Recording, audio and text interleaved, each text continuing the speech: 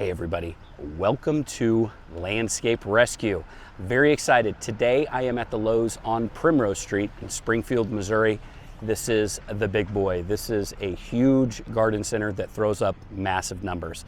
We're talking top 3% in the nation when it comes to outdoor lawn and gardens. Obviously, the garden center is part of that. I was approached about maybe throwing in my 2 cents and helping them do some ordering for the fall, setting up kind of a steward section. Landscape Rescue has a little section in here that I've contributed with the availability.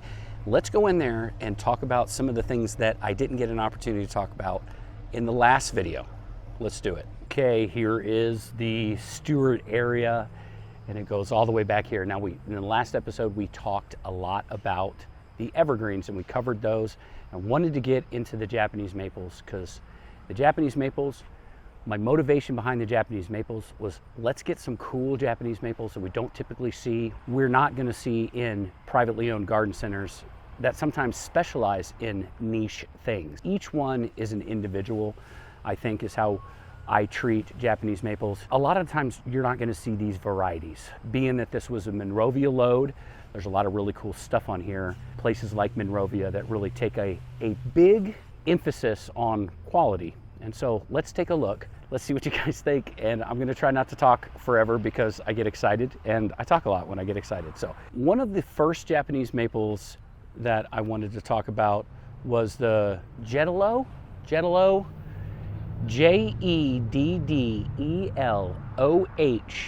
orange Japanese maple. And the reason I thought this one was so cool and it needed its own spot on the list was the fall color. Now, like any Japanese maple, the fall color is going to be great no matter what, but my specialty when it comes to Japanese maples, or let's just not say specialty because that makes me sound fancier than I actually am. I'm really just a hillbilly in all actuality. How many times is that Japanese maple going to change throughout the year? How many times am I going to get to see that dynamics? It's only going to get 8 feet tall, 6 feet wide. I do like that just for being able to put it into more places. I only have to come 3 feet off of the side of the house to get one of these to look really good. But if I can caution you when it comes to these weeping Japanese maples, Acer palmatum dissectum, so I'll just from this point on refer to them as a dissectum, these cut leaf Japanese maples, these weepers, is give them enough room so they can enjoy their Japanese mapleness. Look how cool some of these branches are and some of the neat things that these are going to do.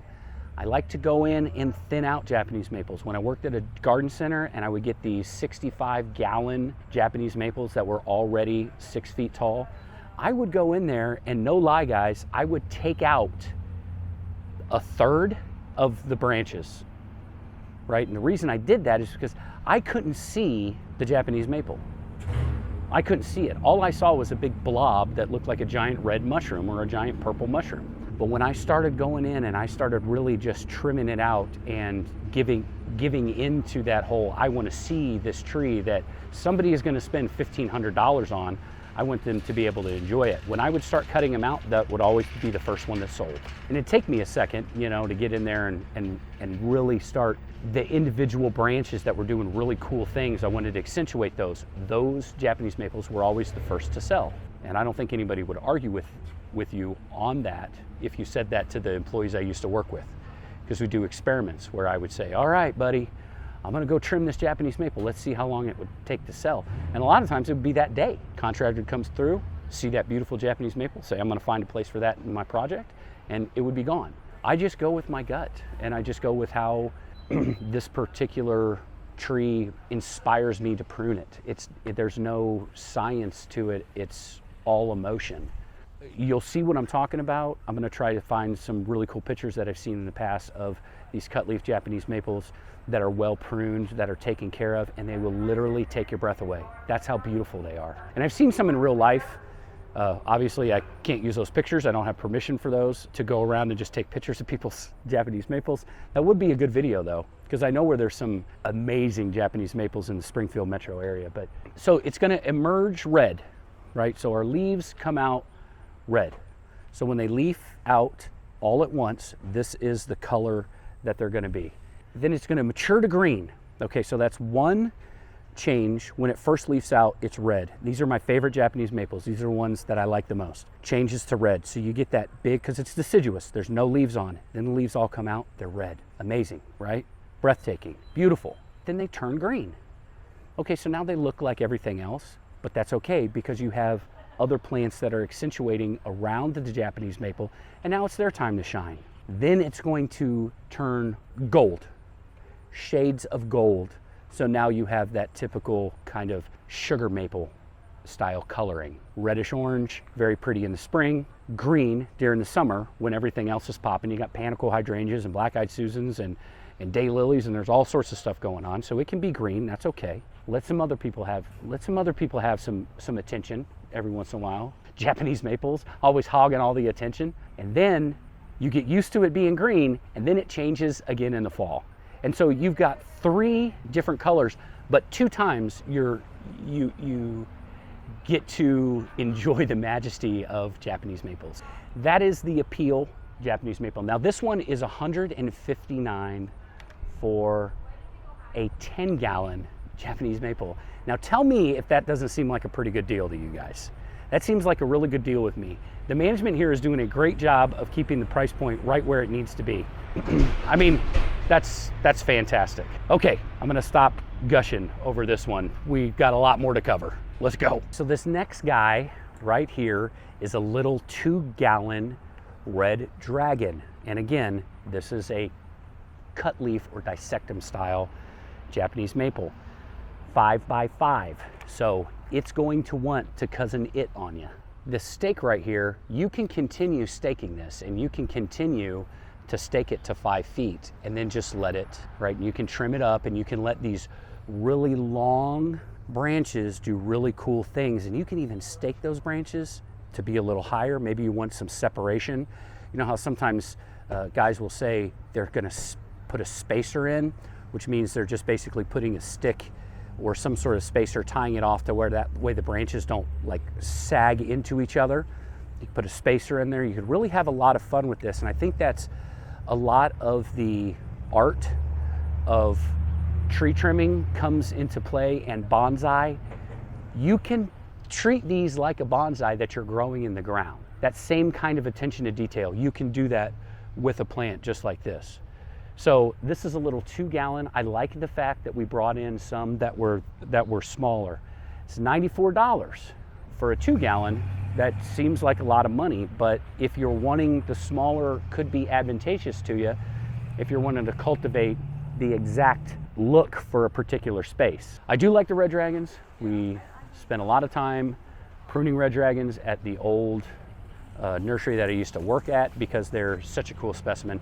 And they turn like this bright red color in the fall. So yes, they're purple all year long. These kind of be like a blood good Japanese maple, which is very common. I think that's the #1 selling Japanese maple in the nation is the blood good. This would be very cool. And if you wanted to nestle it in between some boulders or something like that, you can do that because it's in a smaller size. So this is the red dragon. This is a small 2-gallon Shishi Gar. And that means lion's mane in Japanese or lion's head in Japanese. I always get those two mixed up. I've heard it both ways. I've heard lion's mane from somebody who was Japanese and didn't speak a whole lot of English, and it was translated as lion's mane. And then you have lion's head, which is usually what I see. But I think some stuff gets lost in translation, right? So that is the Shishi Gar. There's some full-size red maples, some different cultivars that do neat things. Not like Japanese maples though. And I like that they stay small. So this Shishi Gar is only going to get 15 by 10. A nice purplish red, reddish orange in the fall. So the fall color, very pretty. I would want to come off the house pretty decent with this, and as it grows and you cultivate the kind of look that you're wanting to cultivate out of this particular tree, we'll give you an opportunity to nestle them between some boulders and put them in some really cool places. But I want to caution you with this one because they do get bigger, right? So this is your borderline on a larger Japanese maple with the Shishi Gar. But a mature one, guys, a mature Shishi Gar is a beautiful thing, very pretty. They take their time. Not super fast growers, but a really good one. And we do have some faster growing Japanese maples that we'll talk about here in a second. So that is the Shishi Gar. Okay, this guy is the Waterfall Japanese maple. It's going to get 10 by 12. It doesn't have to get 12 feet down here. You can start training this to get taller, right? So you can stake it, you can get it taller, and then let that 10 foot wide, let that 12 foot wide, let that 12 foot wide happen up here, right? And start really creating something beautiful. And that's the beauty of the Waterfall. Now, you can also, I think there's other ones like Green Cascade. There's a lot of these like fatter than they are tall Japanese maples that really can do some really cool things around boulders and around water features and around retaining walls. Like a lot of really neat, exceptional things can happen. When you get to the point where your tree is the only one doing that particular thing at that particular time in the world, it is a great feeling. It is a great feeling to know that the picture of your Japanese maple on Pinterest has, 700 people pinned it. There's a reason. And not that that's important for validation, but it's nice. It's nice to be recognized for all the hard work that goes into something like this. So remember, like this would be a good candidate. This would be a good candidate for some staking. This particular one here, and it doesn't mean you have to stop there. You can come over here and you can stake this, and you can move things how you want them to move them with just some bamboo sticks and some miracle tie. Your hard work actually gets rewarded with Japanese maples. I get a little hippy-dippy when I start talking about Japanese maples because I really do think it's an experience. Having a Japanese maple is an experience, and I'm not saying that going in here and spending 2 decades dialing in a Japanese maple, you're going to immediately know how to use Kung Fu, but it's a possibility. Now this one is in a 10-gallon pot. It's $339. So you start getting into the rarer Japanese maples, that's what's going to happen. There's going to be a jump in price. These are not the fastest growing things in the world, so one this size, right? And then when you're picking these out, just remember the pot is basically going to be in the ground. So if I turn my elbow like this, right? So that's as tall as it's going to be in the ground once you sink it. So just keep that in mind. That's a good exercise on these smaller ones.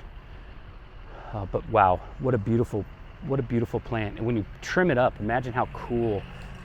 We can't see it now, but imagine how cool that trunk's going to look when it's 30 years old. And that's what Japanese maples are, everybody. I just want to be completely honest with you. Japanese maples are an investment. They are an investment. You pass these on to whoever inherits the house. And hopefully the same passion. That's why take your kids outside. Take your kids outside and force them to help you in the garden, because we'll and let them play with bugs and do all the other stuff. And a lot of the times I'll have my little son help me, I'll have my little boy help me do something, and I get agitated because he's not paying attention, but he's playing with bugs and he's saving beetles from the water puddles and he's doing all that stuff. And I think that all translates into being a plant person later in life, really enjoying being outside and that admiration for what it offers. Those are my words of wisdom. Landscape rescue, changing lives. Okay, so this big old corn-fed country boy right here is the Orangello, and he has ate well. This is a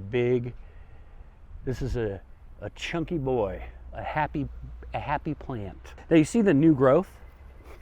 This kind of interest is going to be happening all year, but this is the color that it's going to leaf out with in the beginning of the year. So when it first leaves out, Japanese maples are always really pretty when they first leaf out because they get, this new growth color, right, when they first leaf out. So very orangey, hence in the fall color, very orangey. That is how it gets its name, Orangello. This one here is $374. It's a 10-gallon, so it's big. And you can see that there's definitely an opportunity right here for staking. If you wanted them a little taller, that doesn't not necessarily have to be what you would do with something like this. You could put it on a taller berm. You could put this on a berm that's behind a retaining wall and let it cascade down. This would actually be a good candidate for a cascading down a retaining wall Japanese maple because it's so close to the ground and you've invested a lot of growth, right? It's already there. It's not 4 feet up in the air and now it has to come down 4 feet to get to the retaining wall cap and then another 2 feet to actually make an impact. You're right here already. So there needs to be both Japanese maples. There needs to be the taller staked Japanese maple for just the landscape, the corner anchors, and there needs to be smaller ones you can purchase that are going to go down a boulder embankment, right? That are going to kind of ramble down a boulder embankment, down the side of a waterfall water feature kind of situation. They don't all have to be tall. You need kind of a mix of both, right? So like that green, or like the waterfall, you need some like this. You need some that are tall. You need a lot to choose from. Depending on the situation, depends on if I go with a taller one or I go with one that's invested more of its growth in kind of that cascading action. All right, there we go. That's the orange yellow. Did that rhyme? Not on purpose. I don't think that's appropriate. This is the Ryusen. Absolutely stunning. I believe Ryusen means dragon son or son of the dragon or something like that. I have had a hard time selling these and I have never understood it. I've never understood why there's not a Ryusen Japanese maple on every single arbor across the Ozarks, because they do so well here and they're so beautiful and they're so moldable, right? You can make this thing do whatever it is you want it to do. You want to trim it up and make it kind of mushroomy, you can stake the top. So it's going to come up and it's going to curve down and it's just going to keep on kind of doing that. They're quick growers for Japanese maples. I think they're a fast grower. I would consider them a fast grower. You don't necessarily have to start small. Starting small is fun because you can actually stake it to go like straight up and then cascade as it's working its way up. Like you would do if you got like a smaller graft, a weeping cherry or something like that, you know, you can get it to do something. But look at how long this branch is. So think about it, if you thinned it out a little bit, and you had this one branch spilling over the side of a retaining wall, or I mean, the world's your oyster with the Ryusen. Just absolutely beautiful fall color, kind of that orangish red, kind of that, it reminds you of fall when you look at the tag. It feels like autumn. It's almost like you can feel some cold, crisp air when you look at this in pictures of its fall color. It's right there where we want it to be color-wise. And not only that, it's beautiful and it's versatile. Here's a little 5-gallon. This is a little 5-gallon guy, right? So I like having them in a couple different sizes. That's a 10-gallon there. That's a big old boy. Price-wise, this 5-gallon's $150. That is a pretty decent deal for our Ryusen. 20 feet tall, 6 feet wide. It's kind of hard to judge this as, well, it's only going to get this tall, because if you don't stake it, it's going to keep on. So that central leader, let's say I trim everything off but the central leader. That central leader could do 20 feet. Does that make sense? Like, it could crawl across the ground. It can ramble over boulders. It can do a lot of really, really neat things. It's a Ryusen. I don't know. I feel like it should be the workhorse. If I had an arbor or I had anything in my backyard that something needs to climb on, bet your rear end it's going to be a Ryusen. And if you put this on something circular, it immediately screams Japanese. I mean, I love that. I love that. So this is the Ryusen 10-gallon. We've got a Ryusen here that's a 5-gallon for $150, and this one is $330. Right? So you see that price jump when we start getting into, you know, Japanese maples that are more expensive. Or I wouldn't necessarily call the Ryusen rare. I have an issue at the nursery I used to work at, which was all contractors. I think sometimes contractors get into a mindset, which they need to be because they own the business, like it's a business. You need to be in the mindset of making money. But really cool. I had a landscaper. I would consider him a friend. And this was about 10 years ago, 12 years ago. He told me, he said, we all get into this business thinking we're going to be able to do something really, really cool for customers. And we're going to be able to change how landscape's done in the area with our talent. And then we realize that we can't make payroll unless we put boxwoods, firepower Nandinas, you know, Stella de Ora daylilies in these builders' houses and keep the price point down so I can pay my guys. He goes, you know, at some point you just realize, hey, we need to make money. It was defeatist. It was sad, you know, that he said that. So I don't know why the Ryusen makes me think of that. It's maybe because I just didn't sell them that well. I really had to do a lot of pruning on them. I had to make them look really, really cool. I had to make them look specimen level before I could get any of those guys to bite on them, you know. And it was a lot of work to get them to sell them because they don't really use them a lot around here. But it's just a cool plant. It's just a cool plant. It looks like a weeping maple. I mean, why would that not work in the Ozarks? I don't understand. But look how beautiful that is. Yeah, what a great Japanese maple. That is the Ryusen. All right, this is a Tumukiyama. It is probably my favorite Japanese maple. I say that, I have too many favorites. I absolutely love the Tumukiyama. I love how dark purple it is. The new growth is red, so that dark purple leaf really shows up when the new growth is red. A brighter red. Well, you can kind of see it right here. See how bright that is? Isn't that pretty? And then you get these dark purple leaves. So like you start putting them together and it really stands out. It's very dynamic. And the fall color is beautiful too.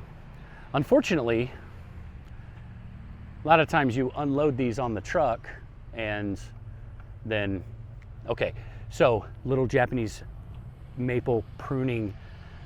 Whenever I would break one like this, see, this is pretty well spaced. So we have a pretty good spacing between the two. When I break one like this, I take the whole thing. I'm probably gonna get in trouble because I've discovered that Lowe's people watch my videos, so I don't wanna get in trouble. I thought maybe one or two, but I didn't realize how many actually watch it. I would go ahead and take that, so that way I can give, now, whenever you're pruning Japanese maples, you're talking very long, you're long term. I don't necessarily like that side, that this side is flat, but I can space this branch here to come out a little bit. I can do that. And then I would also prune it. This right here has been pruned already, so it would fatten up right here. Nursery growers, they like to do that. They like these things really fat, so you feel like you're getting a lot of bang for your buck. I get that. I would rather personally have it on the wispier side so I can see some of the characteristics. This branch, if we prune it, is going to shoot off this way. So what I would do is I would take it here, right? So now all of my energy is going to be going to this, and I would just have a cool branch now. It's a little on the low side. This branch might be a little low for me later on, 15 years from now.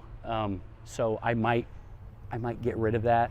I might start pruning it up to maybe here. But it depends on the situation. Again, it depends on what I'm wanting the end result to be.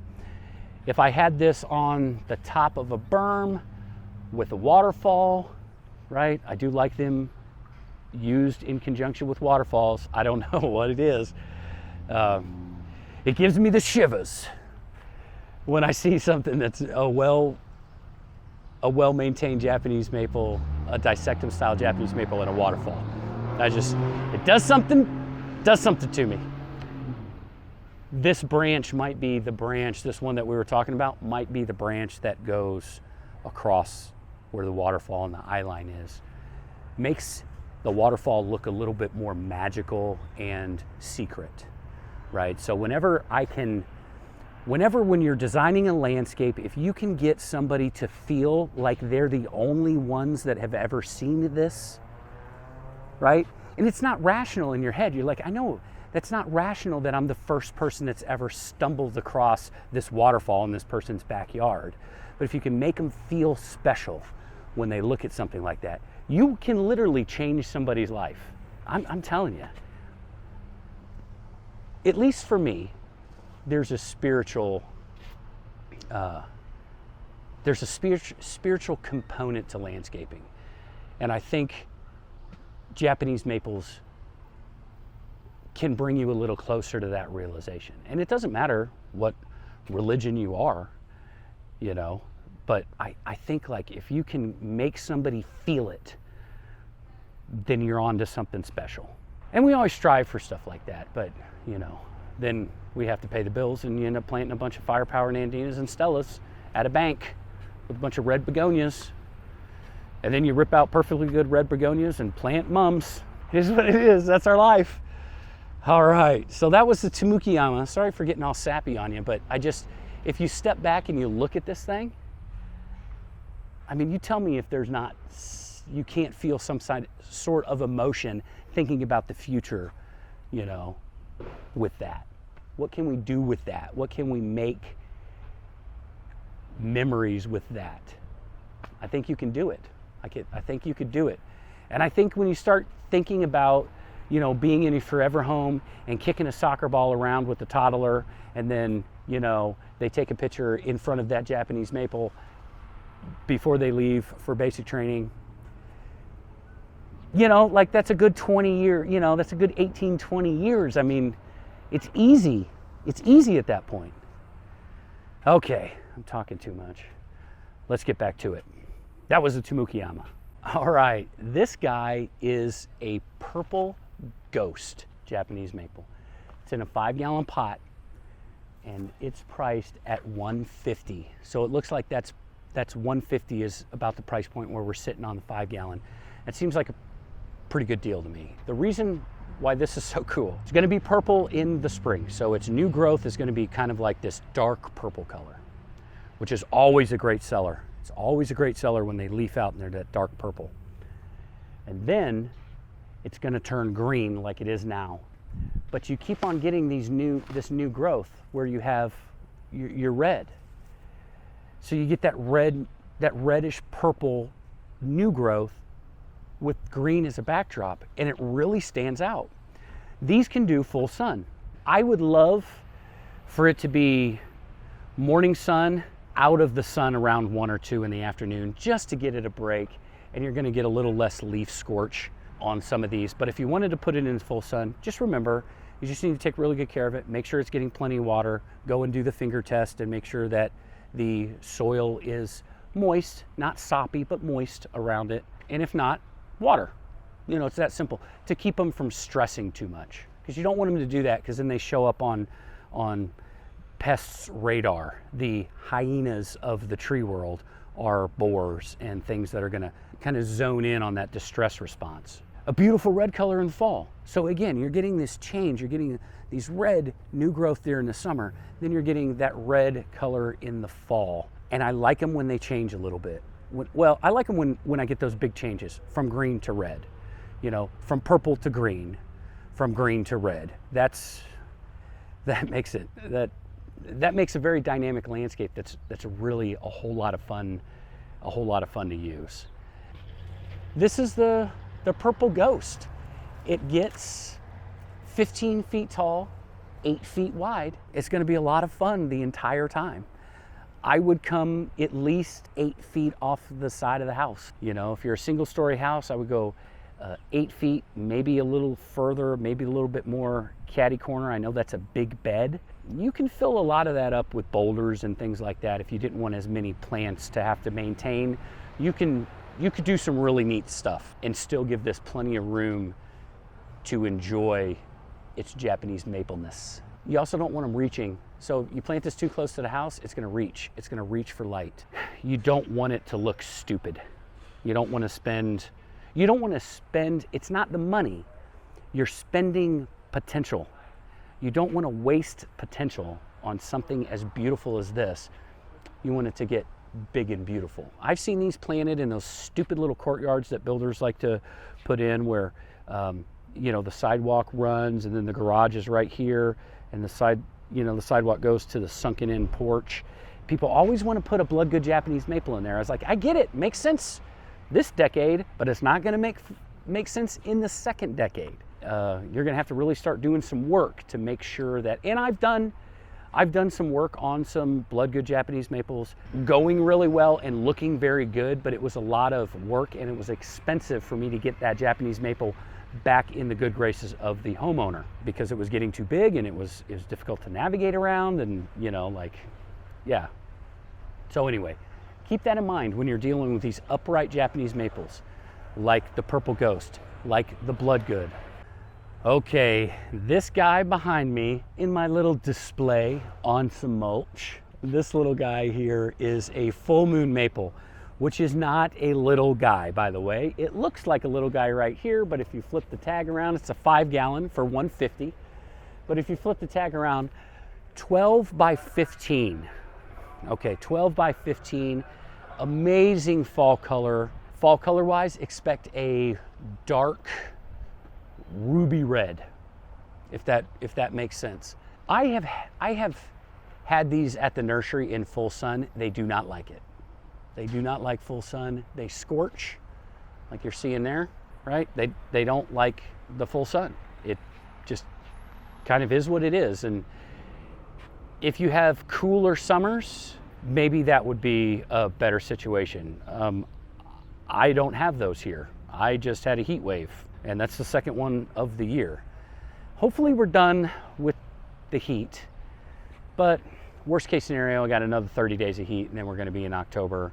Usually the end of September, the rains start coming back, starts getting a little cooler, but it really depends, because sometimes in October it'll be relatively dry and warm, and we'll be trick-or-treating in t-shirts and shorts, but for the most part, it cools off a little bit. I like the full moon maple for what it can offer me in a high shade environment, right? So if I have really, really tall trees and I have kind of like this dappled sun, we run into that since this is oak country. We run into that a lot with big old giant white oaks that kind of shade the lawn enough to where it's not really going to be super thick, and so a lot of landscaping is necessary. These work really well in that kind of situation, right? Because you got these big giant ancestor like trees. They give you that ancestor vibe, like they're looking over the rest of the yard. And then you can plant smaller trees around to kind of, I don't know, nestle, you know, make you feel nestled. I don't know, that's probably not even a word. I mean, nestled is a word. I think they make chocolate bars. It's really good for that because it can give you kind of like a second canopy, right? Full moon maples will, but they want some shade. I would not throw them in a full sun situation and expect them to thrive. Don't do that to yourself. Don't break your heart like that. So as far as the uprights are concerned, that's the upright Japanese maples. That's all we have. They've been selling a lot of this. Just looking around, there's a lot of stuff missing, and it's only been 3 days. 3 days. The first day I filmed, second day I edited, yesterday I released it. I don't know, one of those days. It's been 3 or 4 days, and we're already starting. Like, look, they're missing all these. Green giant arborvitae are missing. I've got a bunch of green giants over here that are missing too. So people are gearing up. They're gearing up. This is not necessarily a bad time to plant plants. I know it's a little on the warm side, but it'll give you an opportunity to get your plants established before the winter. Also, if you're fescue folks, now would be a really good time to start seeding. Aerating and overseeding, now would be a really good time to do that because, you know, you have your germination period, and then, you know, you might have to water for a week or two, but hopefully the water starts coming back to us and those cooler temperatures, because fescue is a cool season grass. Not that I'm a lawn guy, but I am going to go over and reseed Sharon's front yard because she has a lot of bare 'which is, if you're new, welcome. But if you're a veteran of the channel, you know I'm doing some work across the street for my disabled neighbors. And one of the things I'm just going to go today or tomorrow, go out there and scratch the ground up a little bit and put some seed out. And because now is the time. All right, guys, there's still more to talk about. There's still more to talk about. We got all these deciduous trees over here that were brought in. I especially went in some ginkgos. There's some cool ginkgos over there. So anyway, this is Landscape Rescue. My name's Stuart Moore, and thank you very much for letting me into your home talk about plants.